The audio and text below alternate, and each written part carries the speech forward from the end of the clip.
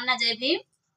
सांगायचं म्हणजे एवढंच की पूर्वीच्या काळी जर पती मरण पावला तर त्या स्त्रीला मुंडन करून सती जावे लागे. आणि आताचा जो काळ आहे तर तुम्ही बघितलं असेल की पतीच्या निधनानंतर तिसऱ्याच दिवशी सुनेत्रा अजित पवार यांनी उपमुख्यमंत्री पदाची शपथ घेतली. तर हे फक्त संविधानामुळे. जर मनुस्मृतीचा काळ असता तर आज एक स्त्री उपमुख्यमंत्री बनली नसती. सांगायचं एकच आहे की बाबासाहेबांनी एवढं स्त्रियांसाठी करून ठेवलं आहे तर हे स्त्रियांनी कधीही विसरून चालणार नाही. आणि म्हणून म्हणते, कुणी